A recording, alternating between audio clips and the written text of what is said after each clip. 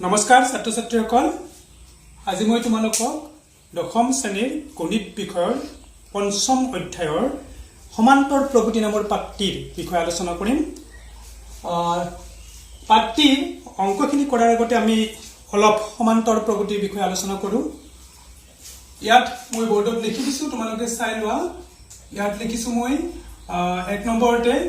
কিছুমান সংখ্যা লিখিছোঁ 1 3 5 এনেকে ডট ডট ডট দিছো। তেনেকে 2 নম্বৰত আছে 2 4 6 আৰু আছে। ইয়াতে তোমালোকে মন কৰিবা ইয়াতে 1 আছে, 1 ৰ লগত আমি যেতিয়া 2 প্লাস কৰিম তেতিয়া আমি 3 পাম। তাৰ মানে কি দেখা পালো, আমি 1 ৰ লগত যেতিয়া আমি 2 যোগ কৰিছো 2 প্লাস কৰিছো তেতিয়া ইয়াৰ পিছৰ সংখ্যাটো আমি পাইছো। তেনেকে আমি 3 ৰ লগত যেতিয়া 2 প্লাস কৰিছো তেতিয়া আমি পাইছো কি 5। তাৰ মানে 3 পিছৰ সংখ্যাটো পাইছো। আৰু এই যেটো ক্ৰম আছে 1 3 5 এই যেটো ক্ৰম আছে ইয়াতে আমি প্ৰত্যেকটো সংখ্যাৰ পিছত আমি এটা নিৰ্দিষ্ট সংখ্যা যোগ কৰিছো আৰু তাৰ পিছতে আমি তাৰ পিছৰ সংখ্যাটো পাইছো। আৰু ইয়াত নিৰ্দিষ্ট সংখ্যাটো হৈছে 2, অৰ্থাৎ এই 1 3 5 এই 3 1 আৰু 3 ডিফাৰেন্সটো হৈছে 2, 3 আৰু 5 ৰ ডিফাৰেন্স হৈছে 2। এইটো হৈছে 2 টো এটা নিৰ্দিষ্ট সংখ্যা। তেনেকে 2 নম্বৰটো চাবা, ইয়াতে আছে 2 4 6 এনেকে গৈ আছে। ইয়াতো দেখা পাম আমি 2 ৰ লগত যেতিয়া আমি 2 প্লাস কৰিলো তেতিয়া 2 ৰ পিছৰ সংখ্যাটো পাইছো, অৰ্থাৎ 4। তেনেকে 4 ৰ লগত যেতিয়া আমি 2 প্লাস কৰিলো তেতিয়া ইয়াৰ পিছৰ পৰৱৰ্তী সংখ্যা আমি 6 টো পাইছো। এতিয়া ইয়াতে এই 2 নম্বৰটো আমি দেখা পালো এটা নিৰ্দিষ্ট সংখ্যা আমি যোগ কৰিলো 2 আৰু তেতিয়াহে আমি পিছৰ সংখ্যাটো পাই গৈছো। গতিকে ইয়াত সমান্তৰ প্ৰগতি হ'বলৈ হলে আমি মন কৰিব লাগিব ইয়াত এটা নিৰ্দিষ্ট সংখ্যা যোগ কৰিলে আমি পিছৰ সংখ্যাটো পাম। আমি যদি বেলেগ সংখ্যা যোগ কৰো তেতিয়া হলে নহব। উদাহৰণ স্বৰূপে মই কৈ দিছো, ইয়াত তোমালোকে এটা মই উদাহৰণ দিছো আকৌ 3 নম্বৰ উদাহৰণ। ইয়াতে যদি আমি এনেকে লিখো 1 তাৰ পিছত আমি 3 দিলো তাৰ পিছত 6 দিলো। ইয়াতে লক্ষ্য কৰিবা 1 আমি ইয়াৰ পিছৰ সংখ্যাটো পাইছো 3, অৰ্থাৎ 1 ৰ লগত 2 যোগ কৰোতে আমি পাইছো কি 3। নেক্সট আমি কি কৰিব লাগিব, 3 ৰ লগত আমি 2 যোগ কৰিব লাগিব কাৰণ আমি নিৰ্দিষ্ট সংখ্যাটোহে যোগ কৰিব লাগিব। তেতিয়া আমি পাম 5, হ'ব লাগিছিল 5, লিখিছো কিমান 6। তাৰ মানে ইয়াত আমি দেখা পালো ইয়াত আমি নিৰ্দিষ্ট সংখ্যা এটা যোগ কৰা নাই। আৰু সেই কাৰণে এই যেটো 3 নম্বৰ আছে এইটো হল সমান্তৰ প্ৰগতিত নাই। কিন্তু ইয়াতে আমি কি পাইছো, ইয়াত এটা নিৰ্দিষ্ট সংখ্যা যোগ কৰাৰ পিছতে পিছৰ সংখ্যাবিলাক পাইছো। আৰু এই দুটা উদাহৰণতে আমি পাইছো কি সংখ্যাবিলাকৰ মাজত যেটো ডিফাৰেন্স পাৰ্থক্য এইটো একে আছে, 2 আছে। ইয়াত প্ৰত্যেকটো সংখ্যাৰ মাজত ডিফাৰেন্স 2 আছে আৰু ইয়াত প্ৰত্যেকটো সংখ্যাৰ মাজত ডিফাৰেন্স 2 আছে। ডিফাৰেন্স বেলেগ বেলেগ সংখ্যা হ'ব পাৰে কিন্তু সংখ্যাটো একে হ'ব লাগিব। গতিকে এইটো হৈছে কি এটা সমান্তৰ প্ৰগতি। তাৰমানে 1 নম্বৰটো আৰু 2 নম্বৰটো হৈছে এটা সমান্তৰ প্ৰগতি আৰু 3 নম্বৰটো কিন্তু এটা সমান্তৰ প্ৰগতি নহয়, কাৰণ আমি ইয়াৰ পিছৰ সংখ্যাবিলাক এটা নিৰ্দিষ্ট সংখ্যা যোগ কৰি পোৱা নাই। গতিকে তোমালোকে নিশ্চয় সমান্তৰ প্ৰগতিৰ এটা চমু আভাস পালা। এতিয়া তোমালোকে পেজ নম্বৰ 129 উলিয়াই লোৱা। 129 পেজ নম্বৰ 129 নত তোমালোকৰ ধুনীয়াকৈ দিয়া আছে সমান্তৰ প্ৰগতি কাক বোলে আৰু এটা সাধাৰণ অন্তৰ বুলি আছে, সাধাৰণ অন্তৰ কাক বোলে। এতিয়া মই সেই দুটা প্ৰশ্ন লিখি দিছো বৰ্ডত, তোমালোকক মই দেখুৱাই দিম ক'ৰ পৰা লিখিবা, তোমালোকে ঘৰত লিখিব পাৰিবা। মই প্ৰশ্নটো লিখি দিছো বৰ্ডত, তোমালোকে এতিয়া তোমালোকক মই বৰ্ডত প্ৰশ্ন এটা লিখি দিছো, ইয়াৰ পৰা তোমালোকে তোমালোকৰ বহীত লিখি লোৱা। 1 নম্বৰটো হৈছে সমান্তৰ প্ৰগতি কাক বোলে উদাহৰণ দিয়া আৰু 2 নম্বৰটো হৈছে সাধাৰণ অন্তৰ কাক বোলে। ইতিমধ্যে তোমালোকক মই সমান্তৰ প্ৰগতিৰ বিষয়ে অলপ ধাৰণা দিলোৱে, তথাপিতো তোমালোকে যেটো সূত্ৰ সমান্তৰ প্ৰগতি কাক বোলে যদি পৰীক্ষাত আহে তেতিয়া কেনেকৈ লিখিবা মই বুজাই দিছো। তোমালোকে পেজ নম্বৰ 129 উলিয়াই লোৱা। সকলোৱে উলিয়াই লৈছা? ইয়াৰ একেবাৰে তল পিনে বল্ডত লেখা আছে ধুনীয়াকৈ, একেবাৰে তল পিনে মই এবাৰ মাতি দিছো, তোমালোকে তাৰ পৰাই লিখিব পাৰিবা। এটা সমান্তৰ প্ৰগতি এনে কিছুমান সংখ্যাৰ এখন তালিকা যিখনৰ প্ৰথম পদটোৰ বাহিৰে আন আটাইবোৰ পদেই আগৰ পদটোৰ লগত এটা নিৰ্দিষ্ট সংখ্যা যোগ কৰি পোৱা যায় আৰু ইয়াকে কি বুলি কোৱা হয় সমান্তৰ প্ৰগতি বোলা হয় এইখিনিকে তোমালোকে লিখি ল'ব পাৰিবা আৰু উদাহৰণ দিয়াটো মই ইতিমধ্যে তোমালোকক কৈছিলে উদাহৰণটো এটুকে লিখিব পাৰিবা 1 3 5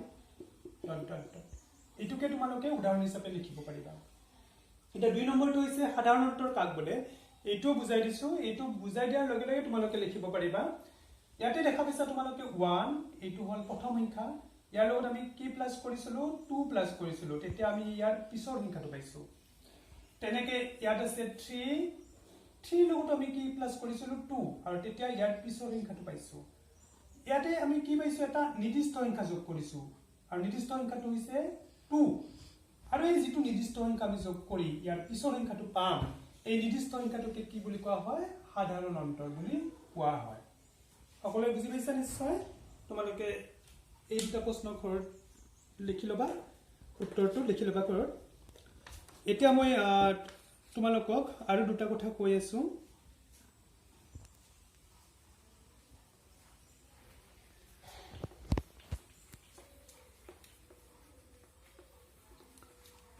তাৰমানে সমান্তৰ প্ৰগতি সাধাৰণতে দুই ধৰণৰ হয় এটা হৈছে সক্ষম সমান্তৰ প্ৰগতি এটা হৈছে সক্ষম সমান্তৰ প্ৰগতি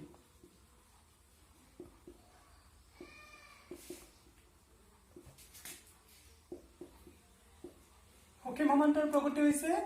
প্ৰগতিটো সমান্তৰ প্ৰগতিটো শেষ হয় তাৰমানে ই অসীমলৈ নাযায় উদাহৰণস্বৰূপে 1 3 5 7 আমি লিখিলো 27 তাৰমানে এইটো হৈছে এটা সক্ষম সমান্তৰ প্ৰগতি কাৰণ ইয়াত শেষ হৈছে 27 ত শেষ হৈ গৈছে তেনেকে আৰু এটা উদাহৰণ দিছো 2 4 6 এনেকে গৈ আছে ... 28 ইয়াতো কি হৈছে আমি শেষ পাইছো মানে শেষত আমি পালো 28 ইয়াতে শেষত লিখিছো 27 এইটো হৈছে সক্ষম সমান্তৰ প্ৰগতি তেনেকে 2 নম্বৰত আছে অসীম সমান্তৰ প্ৰগতি অসীম সমান্তৰ প্ৰগতি অসীম সমান্তৰ প্ৰগতি হৈছে এইটোকে লিখিব পাৰিবা এই উদাহৰণটোকে তোমালোকে লিখিব পাৰিবা অসীম সমান্তৰ প্ৰগতিটো অলপমান সালসলনি কৰি দিলে হ'ল 1 3 5 7 আমি যদি এনেকে ডট লিখো আমি ইয়াত একো লেখা নাই তাৰ মানে হে হোৱা নাই কৈয়ে থাকিব এইটো হৈছে অসীম সমান্তৰ প্ৰগতি তেনেকে আমি লিখিব পাৰো 2 4 6 আমি কিন্তু ইয়াত একো সংখ্যা লেখা নাই তাৰ মানে এইটো গৈয়ে আছে এইটো শেষ হোৱা নাই এইটো হৈছে অসীম সমান্তৰ প্ৰগতি তেনেকে তোমালোকক এই দুটা পৰীক্ষাত আহিও যাব পাৰে সমান্তৰ প্ৰগতি কাক বোলে সক্ষম সমান্তৰ প্ৰগতি আৰু অসীম সমান্তৰ প্ৰগতি কাক বোলে উদাহৰণ দিয়া গতিকে তোমালোকক এইখিনিও কোৰ পৰা লিখিবা মই কৈ দিছো পেজ নম্বৰ 130 উলাই লোৱা 130 ৰ তলপিনে আছে সক্ষম সমান্তৰ প্ৰগতি আৰু অসীম সমান্তৰ প্ৰগতিৰ বিষয় আছে ইয়াতে তোমালোকে ঘৰত পঢ়ি লবা তাৰমানে ইয়াতে লেখাই আছে মই উদাহৰণ কেইটাত বুজাই দিছো তাৰমানে তোমালোকে এনেকে লিখিবা জীৱৰ সমান্তৰ প্ৰগতিত সীমিত সংখ্যক পদ আছে সেইবোৰ সমান্তৰ প্ৰগতি কি বুলি কোৱা যায় অসীম সমান্তৰ প্ৰগতি বুলি কোৱা হয় ইয়াতে লেখাই আছে কিতাপত তেনেকে অসীম সমান্তৰ প্ৰগতি হৈছে জীৱৰ সমান্তৰ প্ৰগতিত সক্ষম নহয় তাৰমানে সীমিত সংখ্যক পদ নহয় অসীম সংখ্যক পদ থাকে সেইবোৰ অসীম সমান্তৰ প্ৰগতি বোলে ইয়াত অন্তিম পদ নাথাকে গতিকে তোমালোকে এই কিতাপৰ পৰা এই দুটা ডেফিনেশন লিখিব পাৰিবা সকলোৱে বুজি পাইছা নিশ্চয় ইয়াৰ পিছত তোমালোকক মই অংকৰ ফালে লৈ যাম এতিয়া 5.1 ৰ অংক কৰিম এইখিনি তোমালোকে যদি লেখা হয় অলপ লিখি লোৱা এতিয়া মই 5.1 ৰ অংক কিটা কৰিব ওলাইছো ইয়াত প্ৰশ্নটো দিয়া আছে তলৰ পৰিস্থিতি বিলাকৰ লগত জড়িত সংখ্যাৰ তালিকা বিলাকৰ কোনবিলাকে সমান্তৰ প্ৰগতি গঠন কৰিব আৰু কিয় কৰিব ইয়াত মুঠ 4টা অংক আছে আমি এই অংক কিটাত কোন কেইটা সমান্তৰ প্ৰগতি গঠন কৰিব কিয় কৰিব আমি হেতু চাব লাগিব ইয়াতে প্ৰথম প্ৰশ্নটো দিয়া আছে মই কৈ দিছো একৰ একৰটোত প্ৰথম কিলোমিটাৰ ট্যাক্সিৰ ভাড়া আমি তো A1 বুলি ধৰি লৈছো সমান 15 টকা এটো দিয়া আছে 15 rupees 15 ইয়াৰ পিছৰ প্ৰতি অতিৰিক্ত কিলোমিটাৰত 8 টকাকৈ হলে তাৰ মানে আমি যদি দ্বিতীয় কিলোমিটাৰত টেক্সিৰ ভাড়া উলিয়াব যাওঁ তেতিয়া रुपीस 8 কৰি বাঢ়ি যাব 8 টকা কৈ তাৰ মানে रुपीस 15 प्लस 8 इक्वल टू 23 টকা এটো লিখিলো এবাৰ আমি তৃতীয় কিলোমিটাৰৰ টেক্সিৰ ভাড়া উলিয়াব লাগিব এইটো আমি ধৰি ললো 83 আৰু 83 দিয়া আছে ইয়াতো কিমান বাঢ়িব रुपीस 8 তাৰ মানে 23 प्लस 8 इक्वल टू 31 ইয়াতে টকা লিখিলো ইয়াতে আমি চাও A1 আমি পালো 15 A2 পালো 23 A3 পালো 31 ইয়াতে আমি এনেকে লিখি দিও ইয়াত A2 minus A1 কিমান পালো A2 minus A1 23 minus 15 কিমান হল 8 এনেকে আমি পাও A3 minus A2 equal to 31 minus 23 equal to 8 অর্থাৎ দুটাতে এই A2 minus A1 8 পালো A3 minus A2 তো 8 পালো দুটাতে পাৰ্থক্য একে পাইছো তাৰ মানে ইয়াত এইটো আছে সাধাৰণ অন্তৰ যেটো 8 পালো এইটো সাধাৰণ অন্তৰ তাৰ মানে এতেকে আমি লিখিব পাৰো যেহেতু A2 minus A1 equal to A3 minus A2 গতিকে ই সমান্তৰাল প্ৰগতিত থাকিব তোমালোকে নিশ্চয় বুজি পাইছা এইটো এটা সমান্তৰাল প্ৰগতিত থকা সমান্তৰাল প্ৰগতিত থাকিব ইয়াত মানে ক্ৰমটো যিটো আছে 15 23 31 ইয়াৰ প্ৰত্যেকৰে ডিফাৰেন্স যিটো আছে এইটো হৈছে 8 আৰু তোমালোকে এনেকৈ লিখিবালে হেকত এনেকৈ লিখি দিবা এই সমান্তৰাল প্ৰগতিত থাকিব বৰ্ডৰ পৰা চাই ধুনীয়াকৈ লিখি লোৱা ইয়াৰ পিছত মই 3 নম্বৰটো কৈ দি আছো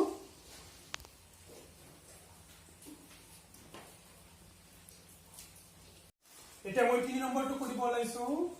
103 2 নম্বৰটো তোমালোকে নিজে ঘৰত চেষ্টা কৰিবা 3 নম্বৰত আছে এটা কুয়া খণ্ডতে প্ৰথম মিটাৰত খৰচ 150 টকা আৰু তাৰ পিছৰ প্ৰতি মিটাৰত 50 টকাকৈ লাগিলে প্ৰতি মিটাৰ খণ্ডাৰ পিছত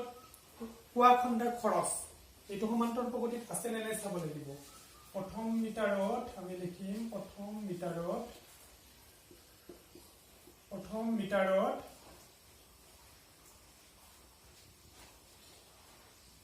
কুয়া খণ্ডৰ খৰচ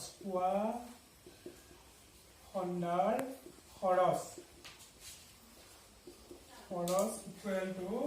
150 rupees 150 এতিয়া লিখিবলৈ উলিয়াব লাগিব দ্বিতীয় মিটাৰত এটো তোমালোকে A1 বুলি ধৰি লবা আগৰটোৰ দৰে এবাৰ দ্বিতীয় মিটাৰত কুয়া খণ্ডাৰ খৰচ এটো A2 বুলি ধৰি লবা ইয়াত দিয়া আছে কিমান টকা কৈ বাঢ়িব 50 টকা কৈ গতিকে 150 plus 50 equal to কিমান পাম আমি 200 এটো হ'ব 200 টকা এনেকে তৃতীয় মিটাৰত কুয়া খণ্ডাৰ খৰচ এটো আমি A3 বুলি ধৰি ললো ইয়াতো 200 ৰ লগত কিমান প্লাস হ'ব 50 equal to 250 এটো টকা লিখি দিলো ইয়াতো আগৰটো দৰে পাম ইয়াতে আছে A2 ইয়াত আমি এনেকে লিখি দিলো ইয়াত A2 minus A1 equal to 200 minus 150 equal to 50 এনেকে পাম A3 minus A2 equal to 250 minus 200 equal to 50 অৰ্থাৎ ডিফাৰেন্সটো একে হৈছে 50 50 হৈছে গতিকে সমান্তৰাল প্ৰগতিত থাকিব আৰু ইয়াত আমি স্পষ্টভাৱে দেখিছো যেহেতু A2 minus A1 equal to A3 minus A2 তাৰমানে এইটো ইকুৱেল হ'বই লাগিব যদি এইখিনি আৰু এইখিনি ইকুৱেল নহয় তেতিয়া হলে এইটো সমান্তৰাল প্ৰগতিত নাথাকিব যেহেতু একে আছে গতিকে এই সমান্তৰাল প্ৰগতিত থাকিব এটাকে ই সমান্তৰাল প্ৰগতিত থাকিব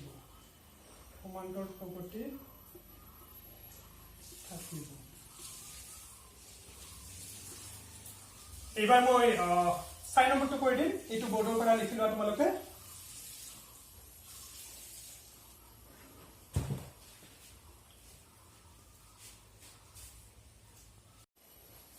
এইবাৰ মই তোমালোকক একৰ 4 নম্বৰটো বুজাই দিছো 4 নম্বৰ প্ৰশ্নটোত দিয়া আছে 10,000 টকা বছৰি 8% মিশ্ৰ সুতৰ হাৰত জমা কৰিলে সেই একাউণ্টত প্ৰতি বছৰে থাকিব লগা ধনৰ পৰিমাণ এইটোতো আমি সমান্তৰ প্ৰগতিত আছে নে নাই চাব লাগিব ইয়াৰ বাবে তোমালোকে প্ৰথমতে এইটো উত্তৰ আগতে পাইছা নিশ্চয় a = p * 1 + r / 100 to the power n এইটো উত্তৰ ইয়াত ব্যৱহাৰ হ'ব ইয়াতে দিয়া আছে প্ৰথম বছৰত থাকিব লগা ধনৰ পৰিমাণ a1 বুলি ধৰি লৈছো যেটো মূলধন আমাৰ দিয়া আছে প্ৰশ্নটোতে 10,000 টকা মই কাৰণ 10,000 লিখিলো আৰু 1 + r r2 দিয়া আছে 8% বুলি দিয়া আছে গতিকে মই 8 লিখিলো 8/100 to the power n n মানে ইয়াত 1 হয় 1 টো নেলিখিলেও হয় এইভাবে মই লেখা নাই গতিকে প্ৰথম বছৰত থাকিব লগা ধনৰ পৰিমাণ হৈছে 10,000 * 1 + 8/100 এইবাৰ ঠিক তেনেদৰে দ্বিতীয় বছৰত থাকিব লগা ধনৰ পৰিমাণ মই a2 বুলি ধৰি লৈছো দ্বিতীয় বছৰত থাকিব লগা ধনৰ পৰিমাণ এইটো তোমালোকে a2 বুলি ধৰি লোৱা a2 = কিমান হ'ব একে হ'ব এইটো 10,000 p মূলধনটো 1 + 8/100 এইবাৰ দ্বিতীয় বছৰত থাকাৰ কাৰণে n ৰ ঠাইত কিমান হ'ব 2 হ'ব তাৰমানে 10,000 * 1 + 8/100 to the power square ঠিক তেনেদৰে তৃতীয় বছৰত থাকিব লগা ধনৰ পৰিমাণ এইটো মই a3 বুলি ধৰি লৈছো তৃতীয় বছৰত থাকিব লগা ধনৰ পৰিমাণ হ'ব a3 আৰু a3 টো হ'ব এইটো একে হ'ব আগৰখিনি 10,000 1 + 8/100 to the power যেটো সময়টো 3 এইবাৰ এই কাৰণে 3 হ'ব তাৰমানে 10,000 1 + 8/100 to the power cube এইখিনি লিখি লোৱা ইয়াৰ পিছতে আগৰটোৰ দৰে কৰিব লাগিব তাৰমানে a2 - a1 আৰু a3 - a2 উলিয়াব লাগিব যদি দুয়োটা সমান হয় তেতিয়া সমান্তৰ প্ৰগতিত থাকিব আৰু নহলে সমান্তৰ প্ৰগতিত নাথাকিব গতিকে ঠিক তেনেদৰে আগৰটোৰ দৰে কৰিম এবাৰ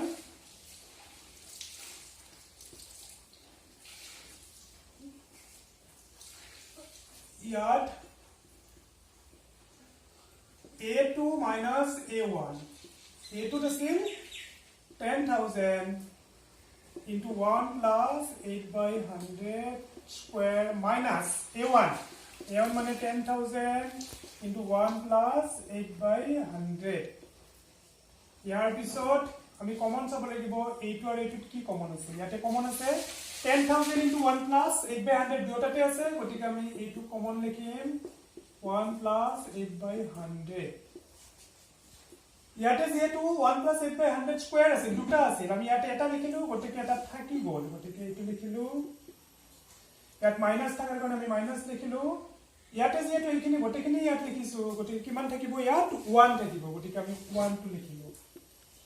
এইবাৰ চাব লাগিব ইয়াতে 1 আছে ইয়াতে 1 আছে 1 ৰ পৰা 1 আমি মাইনাস কেনসেল কৰিব পাৰো 1 - 1 = 0 হৈ গল এতিয়া ইয়াত থাকিল 10,000 into 1 + 8/100 into 8/100 ইয়াতে চাব লাগিব আমি 10,000 ইয়াতে আছে 4টা শূন্য আছে আৰু এইফালে তলত আছে দুটা শূন্য গতিকে ইয়াৰে দুটা শূন্য কেনসেল হ'ব হলে কিমান থাকিব ইয়াতে 10,000 থাকিব into 1 + 8/100 into 8 এইবাৰ 100 ক আমি 80 দি মাল্টিপ্লাই কৰিলে পাম 800 into 1 + 8/100 এইখিনিলৈকে লিখি লোৱা ইয়াৰ পিছত আমি a3 - a2 টো চাম এইখিনি লিখি লোৱা নিশ্চয় বুজি পাইছা তোমালোকে কৰিব পাৰিবা এইবাৰ আমি চাম a3 - a2 গতিকে আমি চাম এবাৰ a3 - a2 ইয়াতো হয় একে আগৰটোৰ দৰে a3 কিমান আছিল 10,000 into 1 + 8/100 to the power cube minus এইটো আছিল 10,000 into 1 + 8/100 to the power square ইয়াতো আমি কমন লিখিব লাগিব ইয়াতে 1 + 8/100 to the power 3 আছে এটা স্কয়াৰ আছে আলটিমেটলি দুটা কমন যাব গতিকে আমি 10,000 টো আছে কমন এটো 10,000 টো লিখিলো আৰু ইয়াতে কি কমন যাব 8/100 এটো স্কয়াৰ কমন গল ইয়াতে কেইটা থাকিল ইয়াতে তিনিটা আছিল 1 + 8/100 দুটা যেহেতু লিখিলোৱে গতিকে এটা থাকিল 1 প্লাছ 8/100 আৰু ইয়াৰটো গতিখিনি লৈছো গতিকে কিমান থাকিব 1 আগৰ দৰে এতে 1 ৰ পৰা 1 গলে 0 আমি কেনসেল কৰি দিলো ইটো 10000 into 1 plus 8/100 square into কিমান থাকিল 8/100 এই আগৰ বাৰৰ দৰে দুটা 0 তলৰ দুটা 0 এই দুটা 0 কটা কুটি যাব গতিকে কিমান থাকিল 10000 ৰ পৰা দুটা 0 কেনসেল কৰিলে 100 into 1 plus 8/100 to the power square into 8 এবাৰ কি পালো আমি 8 ৰ লগত 100 পূৰণ কৰিলে 800 1 plus 8/100 square এইখিনি হল a3 minus a2 কিন্তু আমি a2 minus a1 কি পাইছিলো 800 into 1 plus 8/100 পাইছিলো আলটিমেটলি কি হল ইয়াতে পাইছো দেখাত একেহেন হৈছে যদিও ইয়াতে পাইছো স্কয়াৰ কিন্তু ইয়াতে স্কয়াৰ নাই গতিকে আমি কি পালো তাৰ মানে a3 যেহেতু আমি পালো a3 minus a2 not equal to